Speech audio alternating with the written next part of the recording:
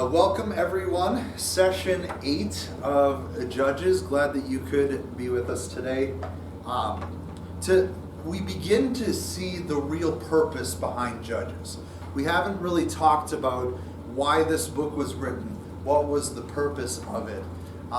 And so now we're going to begin to see exactly what Samuel or the author of this, whoever it was, has in mind for this. And part of the reason why we do believe that this is Samuel is because it is so cohesive to the books that follow. It's so cohesive to 1st and 2nd Samuel and 1st and 2nd Kings, and even 1st and 2nd Chronicles. So, which some of those are past Samuel's time, but nonetheless, it chronicles and makes a history of Israel. And so we'll talk a little bit about that probably at the end, just to chat about what is this purpose, what is going on here, and why do we have this sort of change here at the end. So, but let's begin with a word of prayer. Heavenly Father, you promise to be present for us whenever and wherever your word is proclaimed and your sacraments administered. Help us to avoid the pious pitfalls of Micah and worship you in spirit and truth by receiving the gifts that you have promised through faith. Help us to avoid what is right in our own eyes and to do only what is right in your eyes, so that we may glorify you with all that we say and do. In Jesus' name, Amen. All right, so the final 5 chapters of the book of Judges form a form of epilogue, in which there are no accounts of Judges. But these episodes recorded in the epilogue appear to have occurred prior to the time of Samson. I'm not sure where they got that idea from. I wasn't able to place this in time. That was interesting to me, and I'm going to have to read up on that a little bit more. I was not able to find a reason why they are able to mark that in that time and space. But nonetheless, these episodes are important because you will see firsthand how far Israel has fallen from their promise at Sinai. All the words that the Lord have spoken, we will do. So after that covenant, that Sinai covenant, the people say, all that the Lord has done, all that Yahweh has spoken, we will do. So that's kind of their sealing of the covenant, so to speak. And we're just getting to that covenant promise on Sunday mornings. So we're a little out of sync there, but that's all right. Be the advanced class. Yeah, that's right. That's right. Well, you get to understand the aftermath of Israel's unfaithfulness to the covenant before we talk about the covenant. It's fine. It works. So let's dive into God's word. So Judges 17, 1 through 9. There's a man of the hill country of Ephraim whose name was Micah. He said to his mother, "The 1,100 pieces of silver that were taken from you, about which you uttered a curse, and also spoke it in my ears, behold, the silver is with me. I took it." His mother said, "Blessed be my son by the Lord, by Yahweh." And he restored the 1,100 pieces of silver to his mother, and his mother said, "I dedicate the silver to Yahweh from my hand for my son, to make a carved image and a metal image. Now, therefore, I restore it to you." So when he restored money to his mother took 200 pieces of silver and gave it to the silversmith, who made it with a carved image, a metal image. And it was in the house of Micah. And the man Micah had a shrine. He made an ephod and household gods, and ordained one of his sons who became his priest. In those days there was no king in Israel. Everyone did what was right in his own eyes. Now there was a young man of Bethlehem in Judah, of the family of Judah, who was a Levite, and he sojourned there. And the man departed from the town of Bethlehem in Judah to sojourn where he could find a place. And as he journeyed, he came to the hill country of Ephraim, to the house of Micah. And Micah said to him, "Where do you come from?" He said to him, "I am a Levite of Bethlehem in Judah, and I'm going to sojourn where I may find a place. Okay, so it sets the scene here. What does Micah, not the prophet, don't confuse this with the prophet, what does Micah confess to his mother?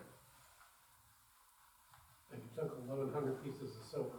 Yeah, and what's significant about that 1,100 number?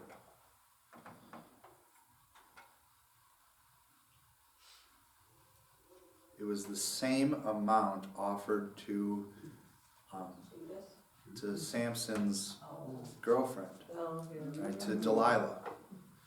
It's the same amount offered to Delilah. So it's curious to see if the author was just being very specific here, or if he was trying to connect the two stories, or what is going on here. But even so, we're talking about a significant amount of money. 1,100 shekels were 3 years' wages. It was 28 pounds of silver. And so this is a significant amount of money that this young boy stole from his mother. What prompts Micah's confession? Wasn't the money cursed? Say more.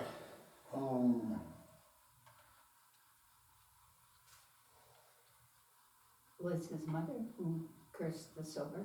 Yes, right? So basically his mother utters a curse against whoever stole that money from her. So she curses the money and curses the thief, and he hears that, and because of that he goes up and confesses to her. I wonder, and I think I know the answer to this, but I wonder if he would have been so remorseful if there wasn't that consequence over his head, which is, yeah. So when Micah's mother realizes that he was the thief, what does she do to counteract her curse? She blesses him. Yeah, she blesses him, thinking that that will counteract the curse. Blesses him in the name of who, by the way? The Lord. Specifically, Yahweh. Specifically Yahweh. Yahweh's name is in this. So specifically, the Lord, Yahweh, this is the one true God that she prays to, trying to counteract her curse upon both the money and, well, I don't know that she really cares about the money. It's more about the curse that she's laid upon her son. When Micah returns the silver to her mother, what does she do? And why do you think she does it? Protect her son, dedicates the money to Yahweh. Okay, she dedicates the money to Yahweh. How would that protect her son? Makes up for his, What's that? making up for his misdeed of taking it. Yes, exactly. Essentially, she's trying to buy out God. Right? She's trying to buy favor, curry favor from God by giving that silver to him. But then what does she have done with it? Put some molten image. Yeah, she makes an idol out of it. She makes an idol out of it, and the way it's described is a carved image and a metal image. I looked that up, and some scholars believe that what we're talking about here is a wooden image with a silver cast over it, to make it nice and pretty, or it's a silver image, or it's a wooden image with a silver pedestal or a silver piece to go with it, and still other scholars believe that there are other gods, like there's another idol in the mix, so into two different idols, things like that. Nonetheless, not exactly the best way to curry favor with God, to dedicate the silver to God and be like, oh, and by the way, I'm going to take 200 shekels of this and turn it into a competing God that we will worship. But Can you up a minute? What's that? Can I back you up just a minute? Please. Why did she curse the silver in the first place? Well, I think it's kind of a natural response to getting thieved, right?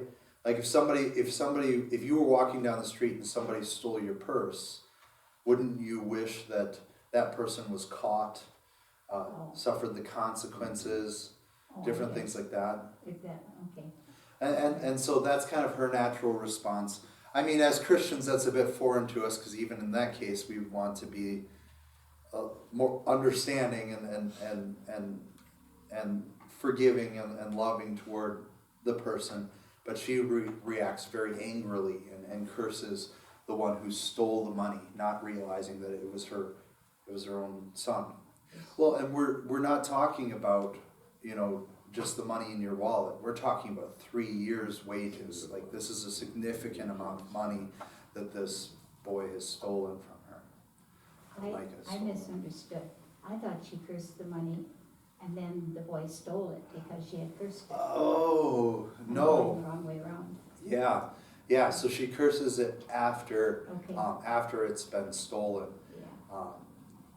Yeah, Yeah. okay. And it's all very superstitious. It really is. It's all very superstitious.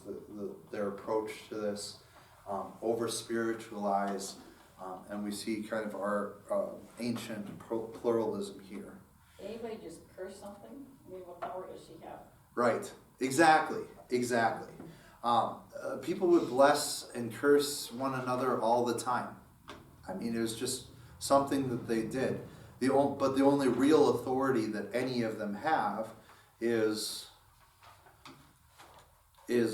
their given authority.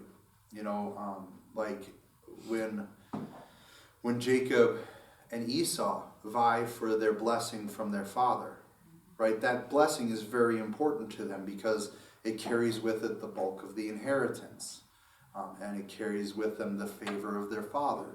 And so them vying for that blessing was very important to them. And so the only real significance that a human being can have is that level of authority, an earthly authority, whether it be the power of a patriarch of a family or the earthly wealth that they have, right?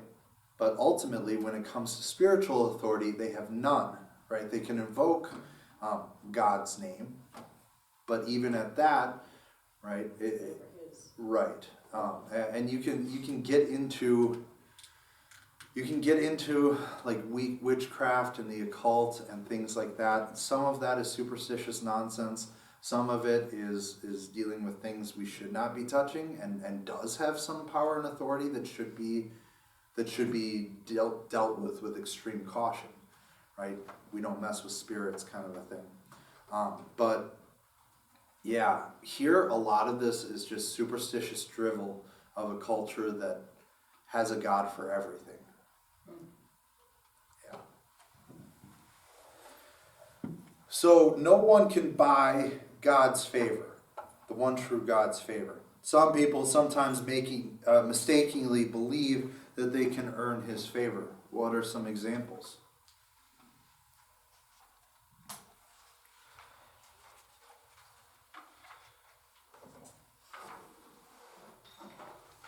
One I thought of was medieval popes.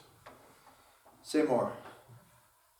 They not only tried to buy the word, but they'd make the people buy Yeah. the word. So what? And that's the problem that Luther ran into in the 16th century, that he fought against that specifically when he started. Right. So what you're talking about is the doctrine of the treasury of the saints. It was a doctrine that came about in the ancient church. It was largely designed to fund the Crusades. Was kind of one of the first places that this came out. Was when Christendom, and that's describing all of Europe as the Christ-centered uh, uh, religion, church, government all in one, right? So when Christendom decides that they want to retake Jerusalem from the Muslims, they have this big crusade, and there's four of them, I think, or four and a half, I think, because one of them was a half crusade, but because it wasn't heartfelt, it wasn't funded, and people had kind of given up on the whole process, it doesn't really count. Well, But even the four crusades are terrible, and I don't want to get too deep into it because there we want was to get back to also the one they Judges. called the Children's Crusade. Yeah. I mean, Yeah. So maybe let's. there were. But the idea here with the treasury of the saints was that throughout time, there is this scale by which we live, where your good deeds outweigh your bad deeds, right? And that's how you know if you're getting into heaven, get hell, or purgatory. That's how you know where you're kind of going to end up. And it's all, even to your ears, this probably sounds ridiculous, right? But essentially what it was the disciples and the saints and the different people like that who accumulated more good works than they needed to. There's a treasury, and the Pope has access to this treasury of good deeds. And so if your loved one is stuck in purgatory and needs a few more good deeds to get out, well, just a couple pieces of silver, and the Pope will reach his hand into those good deeds and give you some. It is absurd. It is the pinnacle of spiritual abuse, and it is exactly why Luther was so vehemently opposed to the use of indulgences, which was a form of this, to build St. Peter's Basilica, which was the goal there. So, yeah. What was the question? That's a great example of it, right? And there's a few things that you can draw out of that. One of the key ones being works righteousness, right? This belief that somehow you can do enough good deeds, earn your way to heaven, and those somehow outweigh your bad deeds, right? That doesn't curry favor with God. That's not what you're fighting against. It's not about being a better person than the next person, or having your good deeds outweigh your bad. No, you are tainted. You are sinful. That can't save you. You need Jesus. You need Jesus. And so, yes, that is definitely a good example of this. How about a few centuries later with Calvin and the type of church and church activity that grew up out of his teachings? Yeah, Calvin takes a very unique approach. It's the once saved, always saved kind of mentality of predestination. That doesn't necessarily fit into this category because it's not really about deeds or currying God's favor. That's more about whether or not you were born marked by the mark of God or the mark of the beast. That's a whole different rabbit hole. Yeah, what else? What other examples? Did the Rockefeller wealth of the 19th century try to do this?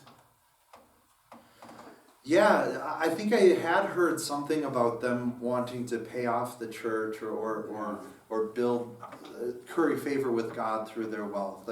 I had heard about that. Yeah. What else? About if we try to make a deal with God. I'll do this if you'll do that. Yeah, right. Or yeah, and we learned that with what was it, Othniel, one of the guys who was like, if you will indeed give me the strength, then the first thing to come out of my front door when I come home will be yours. Don't make deals with God. It's not necessary. It's not necessary. It's not about currying favor with God. What else? Luther did that too. Yes, he did. Yes, he did, especially early on in his, before he converted, or before he realized just how dangerous these things were. He would, in fact, the way that he became a monk, the way that the story goes is that he was riding, walking, he was riding traveling. along and he Yeah. was struck by lightning. Right, there was a storm and lots of lightning going on, and he prayed to God that if God would keep him safe, he would become a monk, and God kept him safe, and he became a monk. So, so he made that deal with God. It wasn't necessarily like I guess it was kind of to curry favor with him, right? It really was to curry favor with him, and thankfully that Luther himself writes about that and condemns his own actions in that way. Praises God for keeping him safe, but condemns himself for being so foolish as to try to manipulate God in that way. Yeah. What else? These are great examples. I didn't expect us to go dig so far into history. What about some modern examples? Televangelism. Yes, yes. Televangelists often tell people what they want to hear rather than what they need to hear. They twist the gospel to make it attractive and different things like that. We had a conversation not that long ago about, Joel Osteen. thank you, Joel Osteen. We always joked at the seminary that he had never opened a Bible in his life. That's definitely an overstatement, but a lot of his doctrine was what we call prosperity gospel, the concept of if you give more to God, God will give more to you, and you will prosper. And that's how he's funded all of his jets and mega churches and different things like that, and ruined many, many, many lives who have fallen for his traps and snares. But again, they're delivering a gospel that is contrary, trying to curry favor with God, right? If you give more, God will give you more because you've curried favor with him. You've brought about. That's how you say that, right? I feel like I'm not just talking about Indian cuisine up here, right? You actually you curry favor, yeah.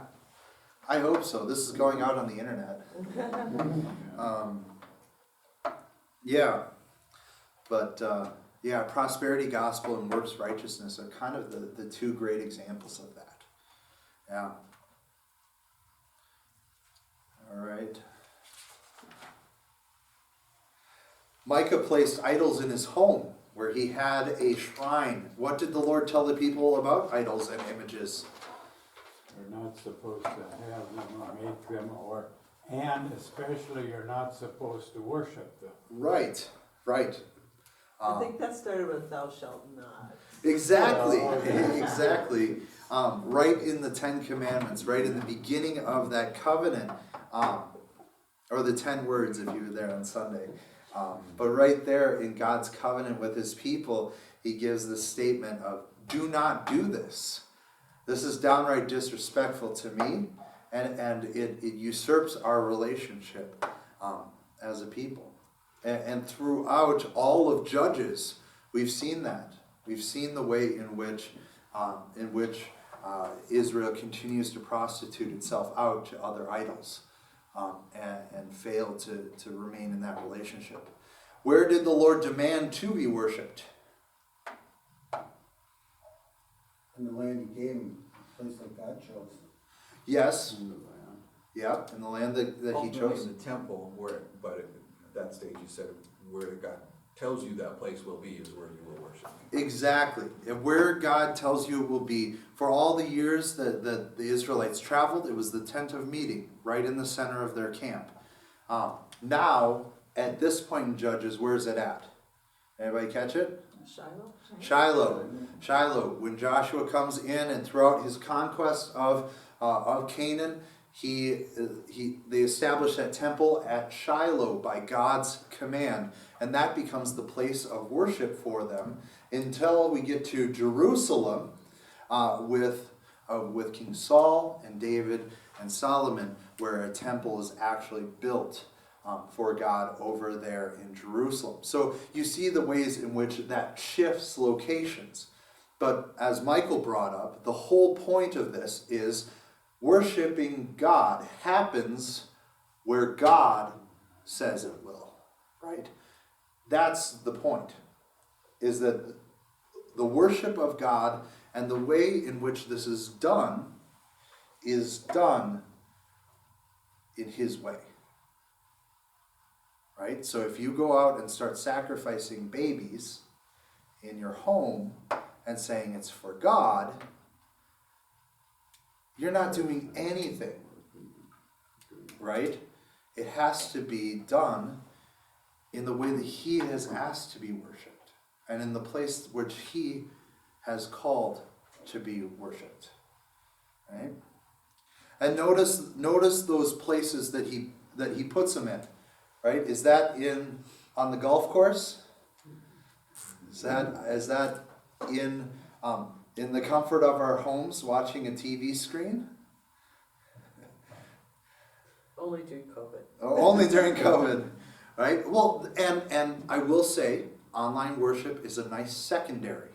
It is a nice secondary, and it's a joy that we have that opportunity to still worship in part, but ultimately it's about community. Community with God and community with the rest of the body of Christ. And you lose that. You lose that if you set up a shrine in your home, and you lose that if all you ever do is worship from home or worship in your own way. And I think that's one of the ways in which American Christianity has gone a bit too far. Is that we've taken the concept of vocation and the concept of worshiping God in everything that we say and do to the extreme that it depreciates worship in community and makes it so that worshiping Him on the golf course becomes a viable reality in our minds. And that's never been a reality. That's never been a reality. There is a call here to be within the community. Now, I will say, it doesn't mean that everyone from all of Israel attended Shiloh every week, right? That's crazy. That's crazy.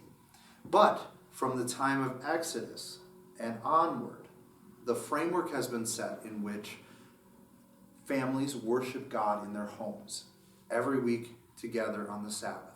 That was an important thing. That eventually develops into the synagogue, where local communities worship God once a week on the Sabbath, right?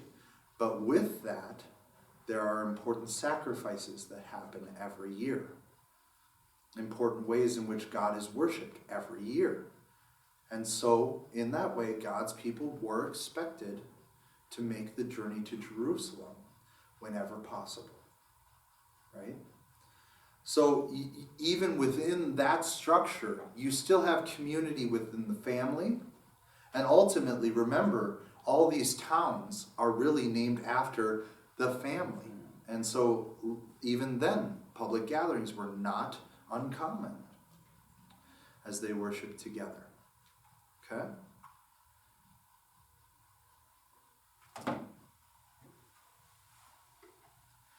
Micah consecrates one of his sons to be his personal priest. Micah was certainly religious, right? We can tell that. He certainly was religious, as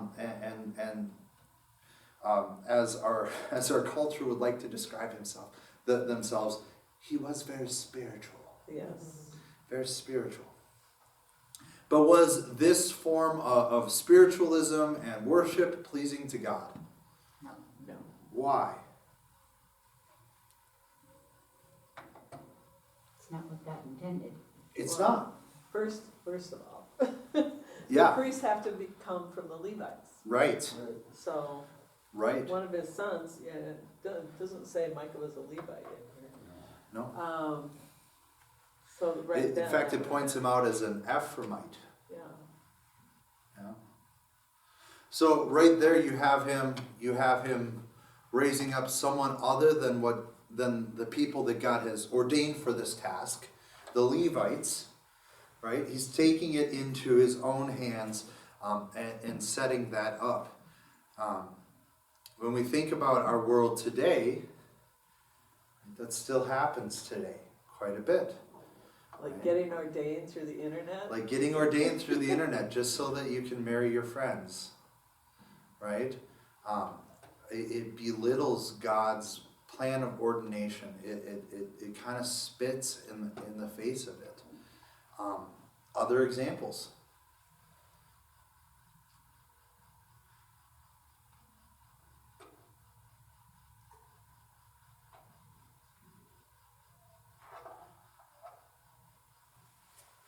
I think this is where it gets a little uncomfortable because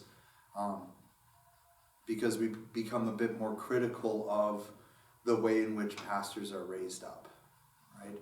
But there's a lot of churches that require no education of their pastors, right? And so they're just kind of raised up because they're in the right place at the right time. And in some cases, they claim to have a passion for this. In other cases, they actually do have a passion for this, right? But they're just kind of raised up by the people, and not that can't work, but that there should be some level of process, of training, of different things like that. Even within the Levitical priesthood, there was training and expectations before you were put to work as a priest, right? And actually, this is a really contentious issue in the LCMS right now, as we're talking about routes to ordination, right? Even within our synod, we argue about how educated you need to be. Right, I came from the traditional route. I went and I spent 4 years at seminary to get my master's degree. There are pastors, even within our circuit, and even within our area, who were raised up by local congregations, did online classes with a couple of weeks down in St. Louis, intentional mentoring from a pastor above them, and eventually a path to ordination. Without the biblical languages, which some people really shy away at and are frustrated at that. But in our synod, they're then treated as second-class citizens. They aren't given a vote at synod conventions. They aren't given some of those honors because they didn't go through the gold standard. They didn't go through that traditional route. So one of the things that we're talking about right now is what level of training is necessary.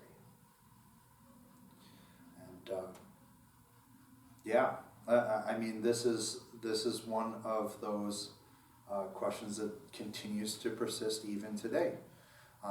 There are sister synods of ours who live in countries that are a bit ahead of us in the secularization of the world, and are having trouble finding pastors.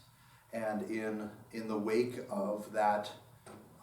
In the wake of that decrease, they have taken on women ministers, women who have come forward and are interested and eager to serve the Lord in that way, and that's something that the LCMS condemns, and that Scripture is fairly clear on that is not God's intended. Way of working with the world, or you know what I'm saying. And then other churches, not out of necessity, but out of a feeling that, and you know, that this is fine, have taken on women ministers and opened the priesthood to that level. And even some more churches have opened the pastoral office to openly homosexual and non-binary and different pastors like that who hold to an even different credo in many ways. What if you're a missionary? You ask another good question. Right now, the leadership in the LCMS has a very firm stance that that all missionaries need to be ordained, a stance that we have not had for 100 years. But nonetheless, we have now removed all female missionaries from the field. That's gonna be a problem. I think your sister's in Costa Rica, right? Yes, No. she went with a non-LCMS Oh, okay. group. But yeah, she's a missionary in Costa Rica. Yeah, and the organization that she's serving and that she is with is basically LCMS. All of the board of directors and the whole mission and point of view of they're all LCMS. They're just not an RSO because they have female missionaries. So, and so like you get into the nitty gritty of a lot of this conversation, right? And that conversation deserves a lot more time than I can give it, right?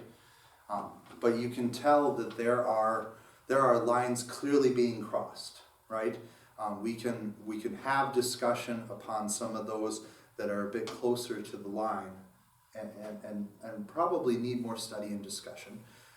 But there are ones that are clearly across the line, clearly in opposition to God's will, and they happen. They're a reality in our world. Yeah, and we live in a world. America is built around the standard of freedom of religion. And so, and that being said, that means that any moron with a mouth and a little bit of a following can start their own church. That's the reality of it. And unfortunately, that does happen. That does happen. Educated morons make poor decisions too. That's very true. That's very true. In fact, and I have often marveled at this. Most serial killers that are effective are geniuses and connected to secondary education. So just ponder that for a minute. Just ponder that for a minute. All right. Yeah, but if any of you have, if I hit some of those hot topics and you wish to have further discussion, please let me know. Unfortunately, I just don't have the time to tackle some of these things, but you can see the way in which God has set forth His way of raising up pastors, and we do our best as broken people. We do our best to respect that, and that is an important responsibility to uphold. That is an important responsibility to uphold. All right. The next section, 10 to 13. Sorry, I'm gonna pause for a second. I just had a revelation as you were talking about Levites and such. Yeah. I looked at my 12 tribes of thing on here, and Levi is not listed. Yeah. And I did the Googling thing, and so I figured out that Manasseh and Ephraim were Joseph's sons, and they became 2 of the 12, and so there were technically 13 if you count Levi afterwards. Right. So why did Levi not get any land? That's what I'm gonna ask you right now. Yeah. Well, is it all right if I table that? Yes. Okay, I'm going to table that, and we'll come back to it because that is an important part of understanding Jonathan within this story. So we'll come back to that. Great question. All right, 10 through 13. Micah said to him, so to Jonathan, "Stay with me and be to me a father and a priest, and I will give you 10 pieces of silver a year and a suit of clothes and your living." The Levite went in. The Levite was content to dwell with the man, and the young man became to him like one of his sons. And Micah ordained the Levite, and the young man became his priest and was in the house of Micah. Then Micah said, "Now I know that Yahweh will prosper me because I have a Levite priest." All right, so when a young Levite passes through the area, Micah hires him as to be his own Levitical priest. What detail does Micah ignore?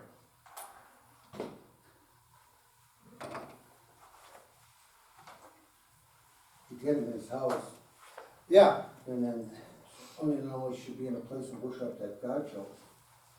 exactly. He does it in his own home, rather than a place of worship that was designated by God. Right? What else?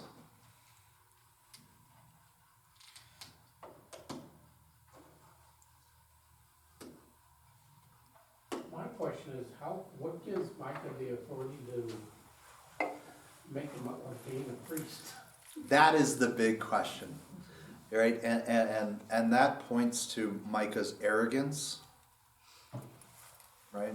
That points to his arrogance and likely narcissism. Is Yeah. it possible, and I'm just going on a limb here, that this woman, Micah's mom, was Samson's mistress, and Micah's from that? It's possible. That's I mean, jumping to don't- conclusions. Well, and- happening with the 1100. Yeah, because I can see that. That is possible. It's interesting to think about. There's nothing in the text that indicates that, and so I'm not going to go that direction. And the author of the study, again, I could not find out why they say this. And I'm going to do some more research and hopefully find the conclusion of why this is. But they mark this chapter as before Samson. So they put that at a different place in the timeline too. And yeah, I wish the Concordia would come out with the Concordia commentary on Judges. That'd be really nice. I mean, his mom didn't seem, she didn't want to lose the 1100, but she didn't seem overly concerned. Yeah, And if Delilah got 1100 from all these people, right. one 1100 wouldn't have been a big deal to her. Well, and you point out a really important key thing here, right? Is that this household is wealthy. Mhm. Is that this household clearly has equity. I mean, the fact that she doesn't want the money back, I mean, that's partially because she cursed it, Yeah. and she's superstitious and holds on to that. But also on top of that she's just willing to let 3 years' wages go, One points to the wealth of these individuals. And Micah has some arrogance and stuff that, Definitely does. And to have an ephod made would have been a huge expense. To have a priest on staff, like can any of you imagine having your own personal priest and paying their salary and what was it? clothes, A suit of clothes, 10 pieces of silver a year, and room and board. I mean, my goodness. 10 pieces of silver seems a little light. I don't know. well, didn't say 10 pieces and the salary, Yeah. so it's the salary and like. Oh, bonus. well, no. And you're living. The It says, living, and you're living, but that's. that'd be like room and board. So essentially that priest becomes part of the family. Yeah. And I think we're nearing, yes, here's the question that points to Michael's question. Where was the young Levite from? Bethlehem. Where is Bethlehem? Judah. It's in Judah, and it's not one of the cities given to the Levites. So the concept here, the way in which God structures this, is that all the tribes of Israel have cities designated for the Levites. So the Levites are not given a tribe to stay in, a piece of land of their own, but they are given towns within each of the tribes. Why does this make sense? So they can oversee worship in each of the. Exactly. There's the local congregation. Right? There's the local congregation. There's the place where people can come for worship outside of Shiloh. And that's what excites Micah so much, is that one of these people who are designated to be the people that the priests would come from. So Jonathan's not a priest, but he's from the tribe of Levi, and that excites Micah because he thinks, I can raise him up as a priest. And how arrogant that is. But he feels like he can raise up him as a Levite. Bethlehem was not one of those towns designated for the Levites. What does this indicate? Perhaps an outcast? Perhaps an outcast.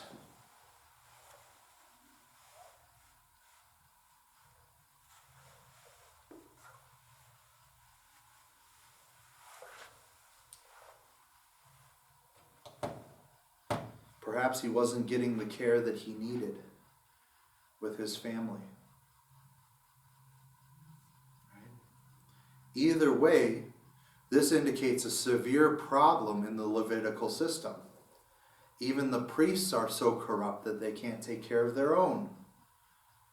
Even the priestly tribe is failing to truly be able to take care of their own people. Right? It's a decay in the system. And what we're led to believe here, whether it was by his own choice, or because he was an outcast, or because his tribe was failing to support him, whatever the case, he needed to seek support elsewhere. And that's why he becomes a sojourner, a hobo, a homeless person in Bethlehem. And remember, they have all those sojourner laws, right, where a portion of your crop was not to be harvested, because then the sojourner, the ones who had no place to go, would have food and nourishment on their travels and in their tough times. So he needs to seek support elsewhere, and he finds a wealthy sponsor. And if you're in a situation like that, you jump at the chance too. You jump at the chance too. Why do you think that Micah believed that he had earned God's favor? Because he had a Levite for a priest. Yeah, because now his priest is one of God, is one of Yahweh, right? I don't think he sees a problem with the fact that he had ordained his son, right? And to his other idols, to his household gods, to them, that might have been the norm. That might have been the right thing to do. But for Yahweh, that was not. And he's still missing the mark here. Especially since God said the Levites are responsible for this role, and he ordained a non-Levite to be the priest, right? Right? Yeah, because Micah's son was a non-Levite. That's what I'm saying, yeah. Yeah, and so now he feels like he's one step closer in the right direction for Yahweh, at least, by ordaining a Levite. Even though it's not a Levite priest, it's just from that tribe. Yeah. But in many, many ways, it's rabbit's foot theology. Right? It's rabbit's foot theology that we're seeing here. The concept that I have this get out of jail free card, I have this golden ticket that I keep in my pocket that I save for a rainy day. I think of, you ever seen The Mummy? Mm-hmm. That's a pretty good movie. But like that wimpy little man who is always in the wrong place at the wrong time and always causing trouble for the protagonist and different things like that. Right before he dies, you see him pull out this chain, and it's got religious symbols from every religion in the world. Right? That's rabbit's foot theology. You hold on to it.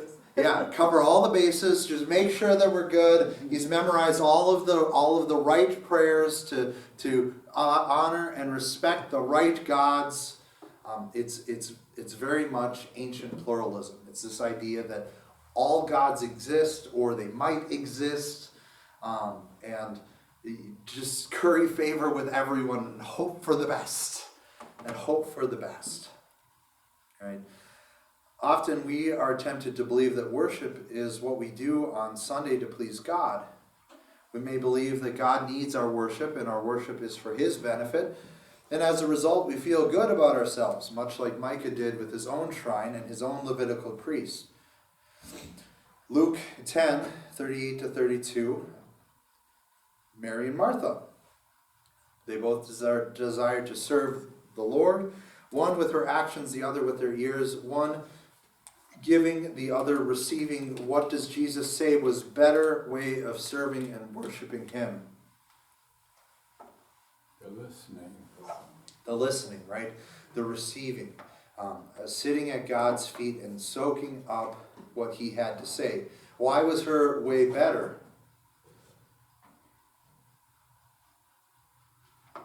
Because he wasn't all that hungry. Because He wasn't all that hungry. He was only Faith there comes for from so what is much heard. time. He was only there for so much time, so soak it up. Soak it up. Yeah. Jim? Are you asking what was her way better than serving with him? Yeah, why was her way better than serving? I was receiving better than serving. Faith comes from what is heard. Good. Yeah. And what is heard comes by the preaching of God. Right. Right. This is quite simply a better way of understanding worship. Right? Don't live by the law, live by the gospel, soak it up, take your faith seriously, let this be the cornerstone of who you are, soak it up, listen, learn, grow. Right? How do we show the Lord that we love Him with all our heart, soul, and mind?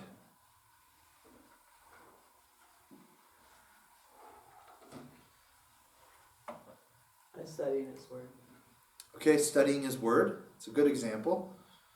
Listening to our pastor on Sunday morning. Okay, listening to your pastor. Yeah. Worshiping together, Worshiping together. Holy Communion. Yep. Holy Communion. Praying. Praying. Yep. All the spiritual disciplines, right? The focus of what we need to understand here is recognizing that God is the giver of all good things. What worship is about receiving His good gifts. That's the language that I use every Sunday morning, and I use it for a reason. And I use it every Wednesday night, and I use it for a reason. Right? Because when we gather and worship, it's not about what we do for God. Worship isn't even necessary for God. Worship is for your sake. It's for all of our sake. Because it's the place in which we receive God's good gifts. It's the place in which we gather together as a community to honor and praise our God, to grow closer to Him, to pray together, to do all of these spiritual disciplines together, and all of it to strengthen you to do what?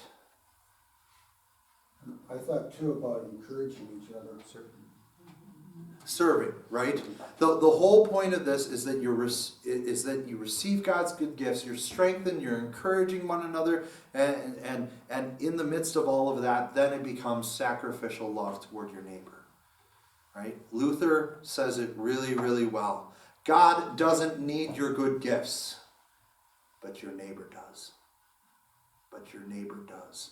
Have things in a helpful perspective. The point of worship, the point of these spiritual disciplines, it's not for God's sake, it's for yours. It's for your sake. And ultimately, that becomes for the sake of those around you, that sacrificial love toward those around you. We have to be careful, though, that we don't make the law the enemy. This is what a lot of Lutherans do. Don't do this. We begin to think law bad, gospel good. No, both are good. Both are helpful. Both are necessary. Okay? We don't ever oppose them because they work together. Because many people are like Micah and believe that true worship is what they do for God. They claim that they can worship God anywhere. at the lake, on the trail, in the woods, on the golf course, at home, and so forth. Just as Micah thought that he could with his shrine in his home, rather than going to where God promised to be present with him at the tabernacle in Shiloh. Because true Christian worship is about receiving God's promised gifts, where do we receive those gifts? Worship. In worship, right? First, and also where the word is taught and taught rightly. Right. So the language there that you're indicating is where the word is taught and the sacraments And the are sacraments are rightly carried out. carried out. Yeah. Right? And this isn't to downplay the importance of the family altar. None of this is to downplay the importance of the family altar. It's important that your family worship in your home as well. It's important that you're surrounded by the Word of God, that you're carrying on these spiritual disciplines at home, that you're teaching your kids and your grandkids what is significant and important here. It's important to be worshiping with your spouse and different things like that. It's not to downplay that. That is all very important. That's not what Micah's doing here. Micah's not a good example of this, right? But I don't want our emphasis on community and our emphasis on worship together to become the enemy of the worship of the family in the home, right? That family altar is important. It's important that we worship our God in our homes as well. But yes, I always use the term divine service for worship. And I know for some people that's a toss back to traditional worship, because that's what they are, the divine service, setting 1, 2, 3, and 4, Yeah. right? But really, the reason that we use that terminology is to focus on why it's there. Focus on the reason that we're there. Because when we call it worship, and it's not wrong to call it worship, but when we call it worship, it's focused on what we do for God, right? But when we call it the divine service, it's what God divinely does to serve us. It flips the focus. It flips the focus to point to God's good gifts and the way in which He is offering them freely to us. It flips that, right? Now, I'm not going to stop using worship because it is also what we do. And I don't want to downplay that either. But the focus of our worship should always be God and His good gifts, His faithfulness in that place. So we can still have a worship service at a park this summer? It'll be okay? Yes, yes. Yeah, that's why I'm kind of confused. Sure. When I used to take the summers off and travel around on my motorcycle, every morning, my buddy and I say a prayer to be safe. Yeah. Well, and that's important, and that's good and helpful. And even while you're traveling, I would encourage you to check in with our live stream and check in with those opportunities, because that's better than nothing. But often when people are traveling, I encourage them to get connected to a LCMS church in the area of where they're traveling, so that on Sunday morning they can still go worship with the body of Christ in person. Because I don't want to underplay that community. Right? But no, this isn't to villainize wonderful trips or experiencing God's creation or things like that, right? We're looking at a man who has set up a shrine in his home so that he never has to go to the temple, so that he never has to make any sacrifice for God, and he's even hired his own priest to be his rabbit's foot, right? You're not doing that by going on a motorcycle trip in the summer. That's not what we're talking about here, right? We're talking about a person who's intentionally going out of their way to trivialize their faith. And that's not what you're doing. So I hope that you don't hear this as condemnation on what you do, right? I encourage you always to be thinking about your faith and thinking about ways that you can stay connected. I applaud you for praying when you go motorcycling, because it's important that that you have that continued relationship with God, and it's important that you're putting your life in His hands and trusting Him to keep you safe. And it's also important that when you're doing that, that you are safe. So yeah, I hope that you don't hear that as condemnation. I gotta tell you a funny story about that. We were in, might have been the Yukon or whatever, pretty desolate in this. Yeah. We said, don't you think it's dangerous driving this motorcycle, you know? Which they are dangerous. I go, do you believe in God? Because my husband's a minister, I go, there you go. Sure. And that's the honest God truth. Yeah. Yeah. Good deal. All right. Well, for the sake of time, I'm going to stop reading the readings, if that's okay with you. Let's just talk through the questions. Since I assume you've hopefully had a chance to read this in your preparation. So then, Judges 18, 1 through 17, the tribe of Dan had not received their allotted land at this time, which is strange. But why? Why hadn't they received it? Because the Amorites pushed them back into the hill country. They lost the war, essentially. Exactly. It was one of the first stories that we studied. It was the way in which they came down against the iron chariots and lost and got pushed back and ran up into the hills. And do you remember why? Our conversation of why they failed? They didn't inquire of the Lord. They didn't inquire of the Lord. Yeah. But nonetheless, the Lord told them that they would succeed. Right? They didn't trust that, though. Remember? They didn't trust that. They didn't even go to battle. They didn't even fight this. Right? When the iron chariots showed up, they said, "Oh, no, God's not going to help us win this." And they ran back to the hills. And so because of their lack of faith in God, they don't have a place to live. And so they're living with Ephraim. Or in the hill country, at least. I guess that's a lot of that area is considered the hill country. But what it does mean is that they're not living in their territory, the territory that was given to them. The Danites sent 5 spies into their land to check it out. Where do the spies stay? Yeah, they stay at Micah's home. So, just to point out, this is the land that was given to Dan. This was the land that they should have taken from the Amorites in this battle on the plains, which is this area. The plains would have been this area. But nonetheless, they are scared. And so I'd imagine that this is all hill country, so it could be in here.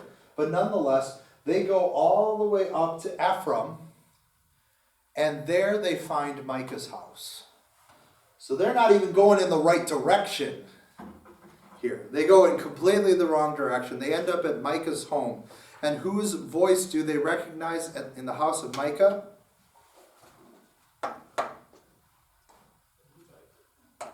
The Levite, the one from Bethlehem, which likely indicates they're from this area. And likely would have seen him, whether it was as he was sojourning to try to find food and nourishment or whatever, they would have encountered him. So I guess that makes it more likely that they're from that area, that they're from farther south, perhaps. Nonetheless, they end up at Micah's home up in the land of Ephraim. By the way, if you're ever... That's not Ephraim. Ephraim's here. Sorry, this is Ephraim. If you are ever creating a map for any reason, don't use the same color 3 times. Yeah. Please. Discerning these greens was not fun. So, let me clarify here. This is where Jonathan the Levite is from. It's from down here in Bethlehem. It gives no indication of where he's originally from, just that he was a sojourner, our equivalency of a homeless person in Bethlehem. And then up here in this green part, that is Ephraim. And this white part here was the land that was allotted for Dan. Okay? So they go up to Micah's home. They recognize Micah's voice. And what do they ask him to do for them? Come join us. Not yet. They asked, inquire whether their journey would succeed. They asked whether or not their journey would succeed. And this is very much in line with the way that God's spokesman had operated. Was that the spokesman would pray to God,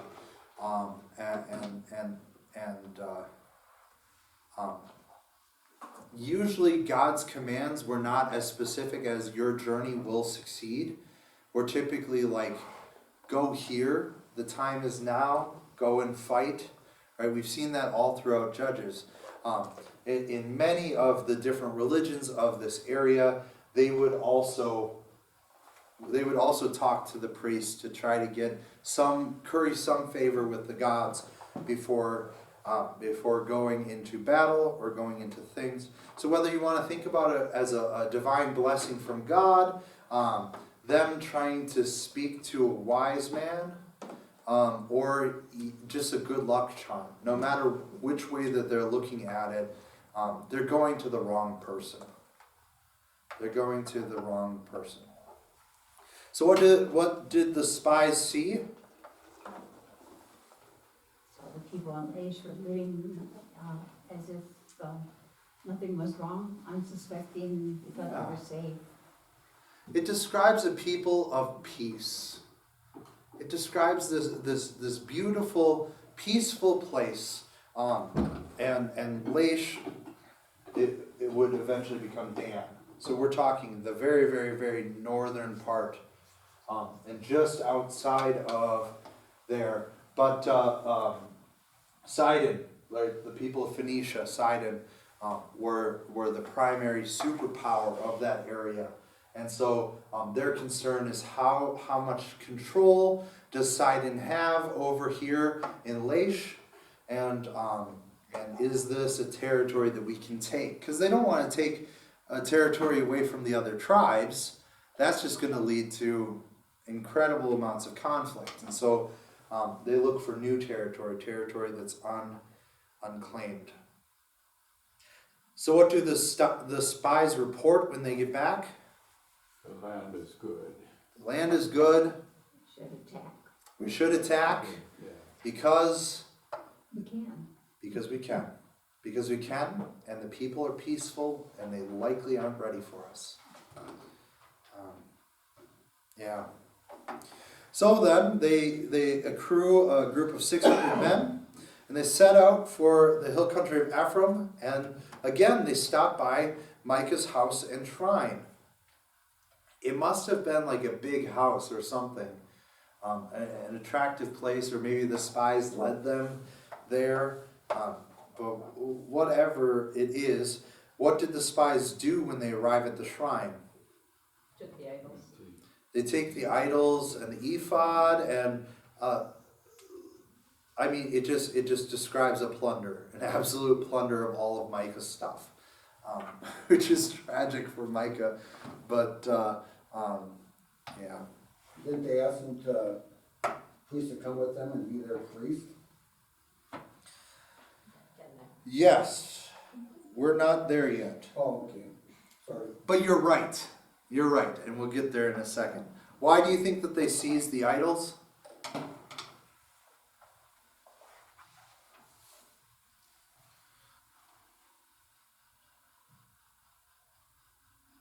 I would think for silver, but they probably did it because they didn't have idols for themselves, or they didn't have.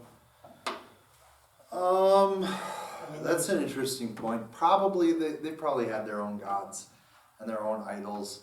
They're Danites, so they probably have some connection to Yahweh. It can't be that faithful to Yahweh, because I mean, look at what they're doing. But yeah, they rob this shrine and take all the idols with them. It definitely could be monetary. Usually the commentators go a different direction. Anybody else? They end up setting them up as their own. That's the Yeah. weird part to me. Keep going with that train of thought. Didn't the priest tell them that their journey and endeavors were under the eye of the Lord? Yes, they did, which kind of gave them the go-ahead, right? And that was their previous journey when the spies asked them how it would go. But why would they take the idols? Because they wanted to take the priest too. Yes, we're getting closer. They wanted God in their pocket too. Thank you. They wanted God in their pocket too. They wanted the rabbit's foot that Micah had gotten. They wanted that level of control. They wanted.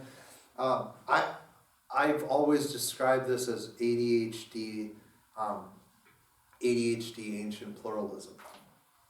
I mean, it's just kind of like they go through and hold on. Let's add these gods to our pantheon because it can't hurt us to have more. It can't hurt us to be currying favor because one of these could be real, and if it's real, then at least we've got them on our side, right? It's kind of that ADHD pluralism where they're just jumping from God to God to God to God to God. Oh, your God did that for you. Well, okay, I'll start worshiping them too, right? And you just kind of accrue them in your household, and it's absolutely going to make the one true God angry. Right? You're not gaining any favor whatsoever. You're just making the one guy you don't want angry, very angry. Right? So then when the spies remove the idols and the ephod from Micah's shrine, the Levi asked what they're doing. What was the spies' response? Be quiet. Come Yeah. with us. Be quiet and come with us. Come with us. What do they offer? More people, more money. Yeah. More people, more money. Yeah. How can we be a priest for a whole tribe in Israel? Right. Come be a priest for our community rather than just for one man. Right. You'll be well taken care of. And that's, of course, attractive for this young Levite. And so, yeah. And so with that support being so strong, he up and abandons Micah. So after they leave the house with the Levite and the gods, Micah and his neighbors pursued the Danites. The Danites asked why Micah had come out to fight. What was his response? He said, you took my gods and my priests, what else was I supposed to do? Right, what else do I have? I have nothing left. Right? The gods were seen as the protectors of the people. So you're taking away their protection. You're taking away our livelihood. But how well had those gods protected Micah? Not very well. Yeah. They don't. Because they were empty. They were empty. And here becomes the thesis of this whole book. How far had Israel fallen from the one true God? Far enough that they're arguing over idols. Yeah, far enough that they're arguing over the protection of pieces of wood and silver. Right? They've got false gods, graven images. They're ignoring God's commands about worship. God had promised to be where His people are.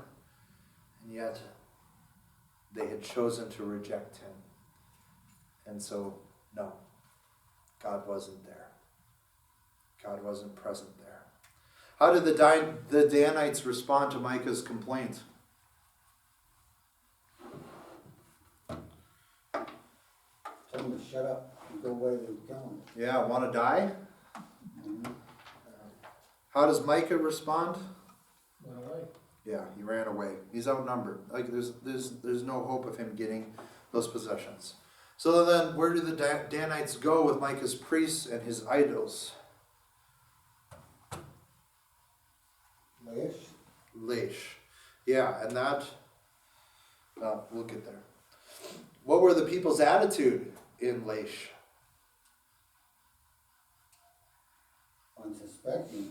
Unsuspecting, a peaceful place. And it even goes to the point of pointing out that they don't have any protectors. They don't have any treaties. They're not connected to the Sidonites. And so this isn't good. This isn't good for them. So what did the Danites do to the city? Burned it. They burn it. And then they rebuild it. And there's a phrase here, they smote with the sword. Yeah. Now what does that mean exactly? They would have come through with incredible violence, and it's not. It doesn't make it clear how violent it was, whether it was an all-out genocide, who were the victims, but nonetheless, this is an atrocious act of violence. An atrocious act of violence. They burn the city, and then upon its ashes, they rebuild it. And what do they name it? Done. Dan. So now we finally get the name of the Levite. What was his name? John, Jonathan. And who was he? son of Gershom. Mm-hmm. And he was the son of Son of Moses. The grandson of Moses. So we see this kid who is a prodigal, run away from home, or not well taken care of by his family, whatever the story is there, a person who has run away and who clings to all of these other idols and has become incredibly corrupt, and more than that, has become an authority in this corrupt religion. And then we find out that it was Moses' grandson. And there is where you get your dating of this section happens early in the Judges, because in order for him to be Yeah. a grandson, it would have had to be early. That is so true. Thank you. Yeah. So this would have happened earlier in Judges. Yeah. And as we get into 19, the suggestion is that 19 and on was likely after. After. Yeah. Yeah. Thank you. Thank you. Great connection. Great insight. I stole it out of my Bibles. Great. Love it. Love it. Borrowed. It's still there. You just read it. So then we looked on the map. You see Dan, right? This is the far north. Why did the Danites take the land that God had not given them from a peace-loving people? There wasn't any king, so they did what they thought they could do. Right? They did what was right in their eyes. Right? Not what was right in God's eyes, but what was right in their eyes. Right? And I think that's the best way to describe this lawless period, was that everyone was doing what was right in their eyes. Kind of like our political climate today, but I didn't say that. Yep. No, I hear you. I hear you. How far had the Danites fallen? Pretty far. Destroyers of peace. They set up and created and worshipped idols. Even the grandson of Moses had become a priest to a heretical faith of pluralism, and they had abandoned their worship in Shiloh. Of course, not everyone had abandoned their worship in Shiloh, but nonetheless, this group of people clearly had abandoned their worship in Shiloh for what was more attractive in their eyes. Was this all the Danites that were roaming around doing this, or just part of it? Do we know? I mean, it's a good enough force. I mean, you have 600, but I don't think that would necessarily describe the whole tribe. Yeah. That wouldn't necessarily describe the whole tribe. They would have had greater numbers than that. That's likely to come with men. Very true, very true. That's not including women and children. But even so, numbers at this time probably would have been 8, 10, 12,000 at least within this tribe, if not more, even greater. even 2 greater. million left, yeah. Yeah. Gonna be- When we've got 2 to 3 million in Exodus, and I'm sure that those numbers probably decreased a little bit in the wars against the Canaanites, but nonetheless, they're still great in number. So we're talking a margin of the Danites, you know. And it's not clear how many, but nonetheless, this shows the corruption within Israel, which is largely what this is showing. Because I'm just gonna, spoiler alert, right? This is what Judges is leading up to. It's beginning to show the ways in which God's people have become increasingly unfaithful, right? God had set them up in this way of life that gave them a lot of trust, that gave them a lot of freedom. And in that freedom, what do human beings do? America's a great example of this. Anything they want, right? And it almost always leads to disaster. It almost always leads to disaster, because when you're free from a morality, you're free from a connection to God. When you abandon those kinds of things, anything goes, and it becomes very, very problematic. And so, in the midst of that freedom, and all throughout the Judges, God has shown his faithfulness, and his people have shown that they can't handle freedom. And so what this begins to do is set the stage for the era of the kings. Because in 1 Samuel we're going to get to the point where this lawlessness has become enough. And God's sick of it, the people are sick of it, and so the people begin to beg God for a king. And God's going to warn them, the king's just as corrupt as you idiots are. And the king's going to rule over you and take advantage of you and cause you nothing but heartache too. And he does. But this is beginning to show what's leading up to that. And most importantly, it's beginning to show the corruption that God's people have had throughout this entire process. The sinfulness, the brokenness, the everything that has weighed down. So then, looking at this within our context, right? What happens when we turn our attention from God, and especially in light of worship, when we turn away from the way that He desires to be worshipped, and to do what is right in our lives. What do we see in those cases? You get corrupted religions. You do get corrupted religions, and you get faiths that differ from the Bible, are adversative to the Bible. I mean, just look at American Christianity, and you see everything on the spectrum. You see everything from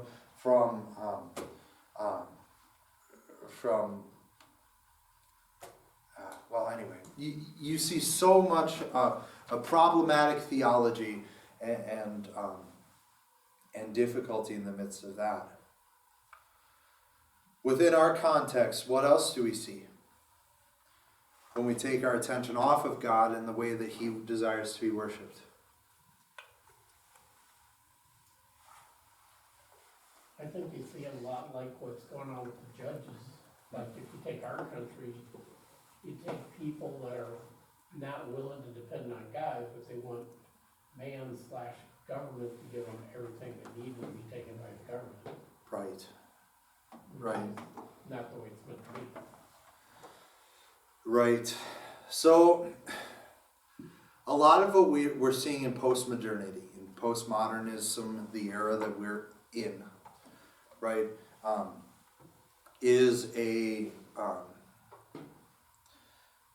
an overly narcissistic generation, a generation that is far, far more concerned about themselves and where they sit within the grand scheme of things. And I'm speaking about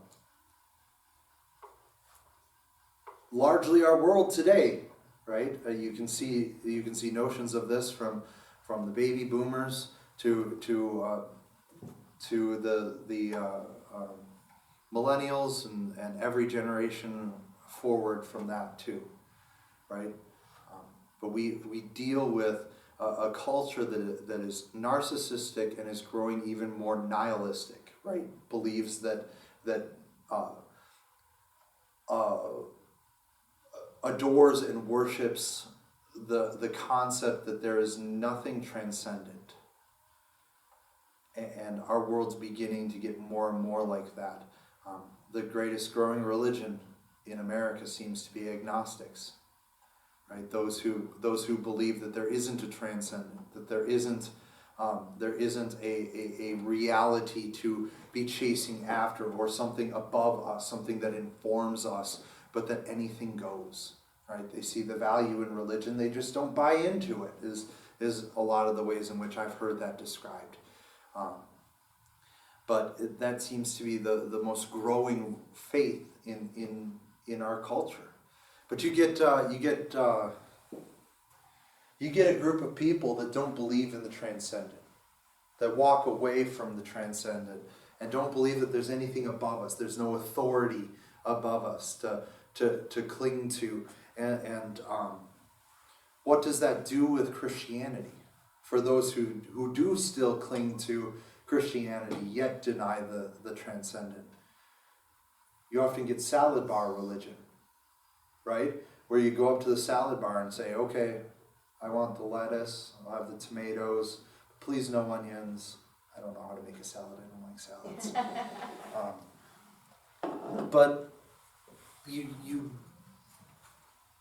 you get this sort of approach to spirituality and this approach to religion where you can go in and you take what you want and you leave what you don't, right? And you can pick out what you want and pick out what isn't useful for you and kick that out of your life, and it doesn't work. It doesn't fit together. It's not cohesive. You can't just pick and choose from different worldviews and kind of create your own. And yet that is the way that our world thrives and lives. And you even see that within the church today, right? You see the way in which people worship like Micah do. They come to church or they watch online or they worship in their homes, not so that they can draw closer to God or receive His good gifts, but so that they can feel better about themselves, right? We call this moralistic therapeutic deism. There's a mouthful for you. But basically this concept that the only use for religion is to make you feel better about yourself, to give you comfort and peace. And it sounds a lot like Christianity, doesn't it? Because you do desire that comfort and peace, and that comfort and peace does come from God, right? And that's where we get this mixed up, because that's where it stops with moral therapeutic deism. And so as soon as you go through a hard time where God doesn't answer your problem, or you go through, or you find out that this church preaches the law and challenges you to be a better person, or makes you feel uncomfortable because we have to talk about hard topics, you walk away. You stop coming, you go find another church, you go church shopping. There's plenty of them out there. Right? But this idea in which you are essentially your own God. There's nothing transcendent. There's nothing special about the world. There's nothing special about you. And so what you need to do is you need to go out and you need to find something that's meaningful or valuable to you. You need to reinvent your identity. You need to find something that's exciting, who you are in the grand scheme of things. And that's what's important. That's what matters, because nothing else does. And that's the way that this generation thinks. So then when we think about worship, what are some of the pitfalls and the challenges? What are some of the things that we need to stay away from?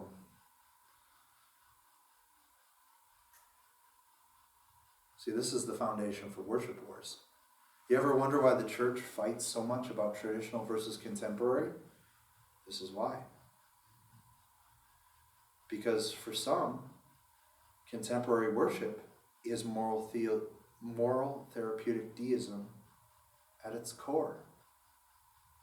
For some, contemporary worship becomes that salad bar Christianity, where you'll worship God, but it has to be on your terms. We don't let God challenge us. We don't let religion be hard work. We don't let our faith become a hindrance or something that you actually have to work at. Right? We make it simple. We make it easy. Temporary worship is no easier than traditional worship if the pastor's words are the same coming from the pulpit.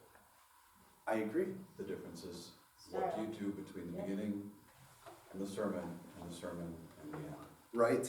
And none of it is celebratory. Right. Right. Right. And so we have to watch out for these pitfalls, right? It is too easy for traditional worship to become going through the motions, to become shallow, to become meaningless in its own little way, right? The pitfalls of contemporary worship is to become so comfortable that there's no reverence in the midst of it at all, right? And that's just to scratch the surface of these challenges. But what Worship Wars fails to represent is the way in which both have pitfalls, both have challenges, both have negative outcomes, if not done well. Which is why we always strive to do both well. When worship becomes about us, we've missed the mark. Right? That's why I often push back, when an individual comes up to me and says, I really don't like contemporary worship. I really don't like those songs and different things like that. Or when somebody comes up and says, I really don't like traditional worship. And then I say, you know what? Well, that's okay. It's not about you. It's not about you. It's about your relationship with God. And if I'm being honest, it's not about the music. We could cut the music. What is necessary for something to be called worship? People in God. The people in God, good. The words that you say. Okay, Listen to. specifically what words? Right, let's get into this. Prayer. The LCMS has identified an ordo, is what we call it. These are the essential parts of the service that must always be there for it to be considered worship.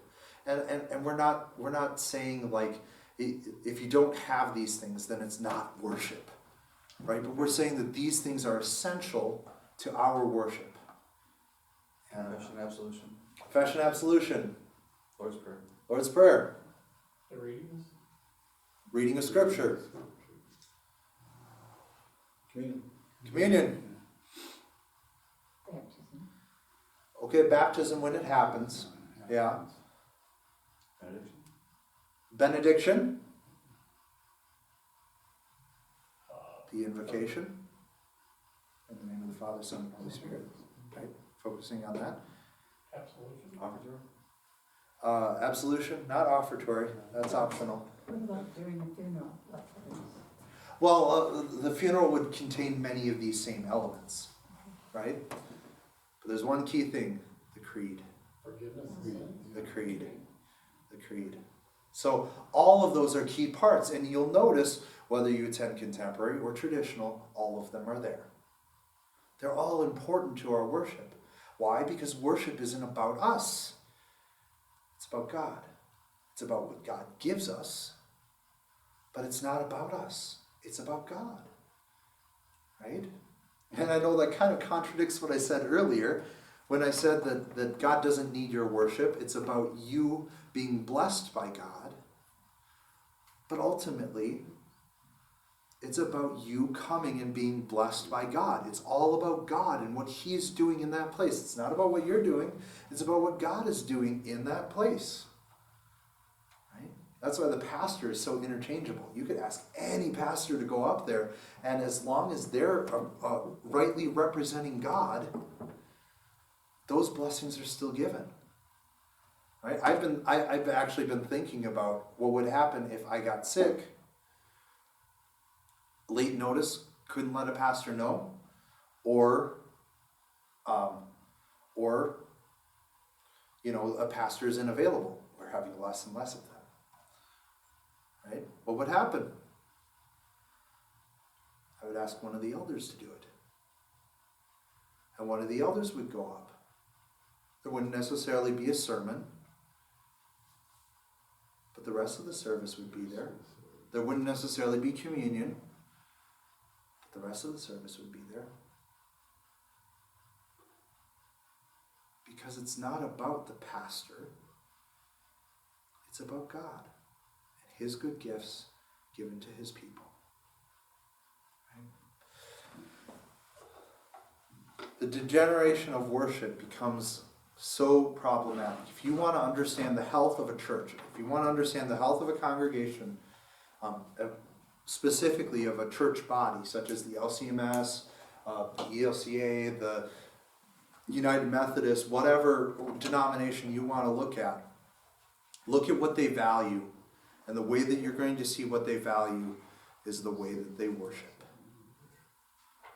That has always been true.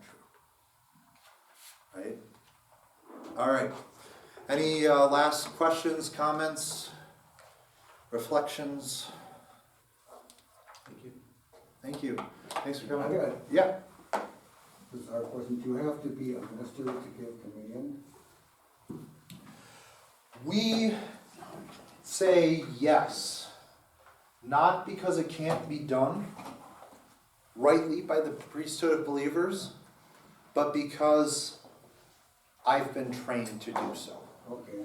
Because I've been trained to respect it, and because it isn't essential that you have it every single week or whatever.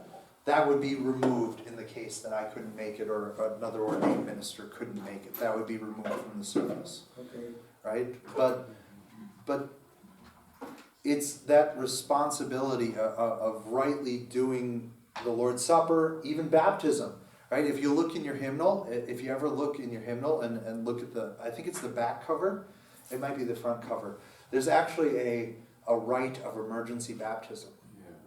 Because any human being can baptize. Now, I don't recommend it, right? Because there's meaning behind being baptized within the community, and I mean there is some blessing in knowing that it's done right, and so that's why pastors usually do it within the priesthood of all believers.